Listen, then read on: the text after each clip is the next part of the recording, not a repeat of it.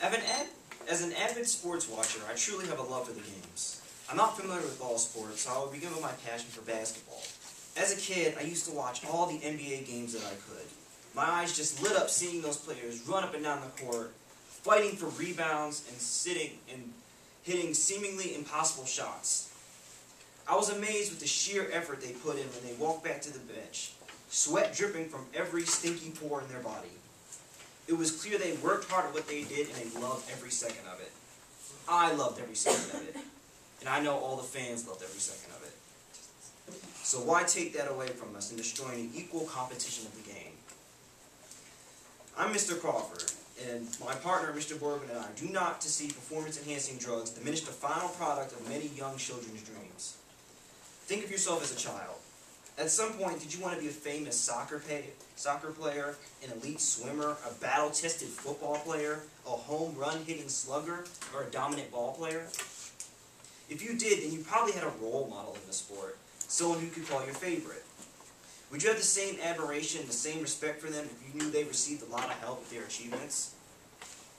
Would you still beloved them if you knew they used unnatural ways to boost their performance? Would they still be your favorite?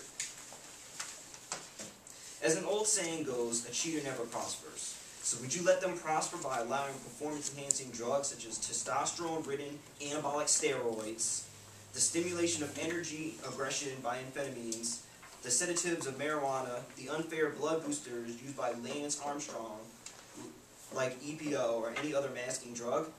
The clear answer would be no, because they diminish the achievements of those athletes and make common people like us wonder, if I use these drugs, can I be like these athletes?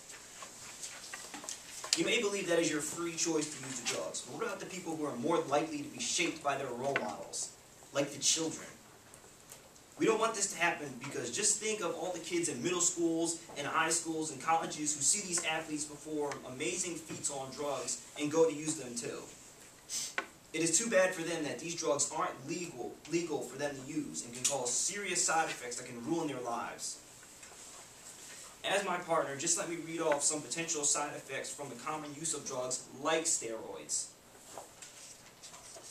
They can have a shortened height due to arrested bone growth, yellowing of the skin, tendon ruptures, heart attacks, enlarged hearts, liver disease, lung cancer, bad cholesterol, mood swings, temper tantrums, delusions, infertility, and girls may suffer long-term masculinization, and many more serious life-threatening effects. Whether athletes already use these drugs under the table is not a problem because with enhanced testing methods, we can find those who are cheating and they will face legal action from the government if severe enough or suspension from the game. Performance-enhancing drugs have been fine outside the game for this long, so it should stay that way. Who knows what will happen if they're legal? But I know it won't be good. Besides creating bad role models, we are changing self-improvement by these athletes, since striving to be the best just means taking more drugs. The serious side effects of these drugs cannot be overlooked.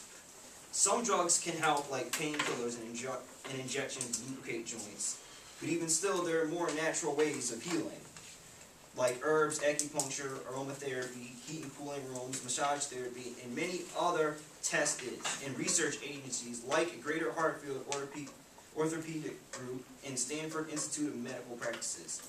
These studies show that 60% of people who use these natural remedies over painkillers and injections healed faster, felt healthier, and received no negative side effects. If painkillers are a reason drugs should be legalized in sports, then the leagues can just offer more and effective ways instead. It's expensive to also put in the affirmatives plan because these athletes need some kind of higher health insurance from all the negative side effects. Just think of the athletes who aren't making much to begin with and how much more they'd have to pay just to keep these side effects away so they can keep their career going longer. That's the thing about these performance-enhancing drugs. They may be helpful in an immediate cause, but during the long run, they can really tear down the body, which means shorter careers for these athletes and the less money they earn. And that also means that we as fans would have to see higher prices at the stadiums and higher ticket prices, which hinders attendance and the overall process.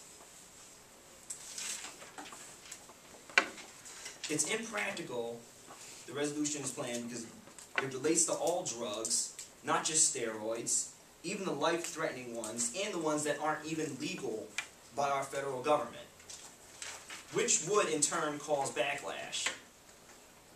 It's undesirable because of the poor quality of role models it produces, the loss of competition in the sport, and the loss of a healthy sports environment for the players, and just the failed product it creates.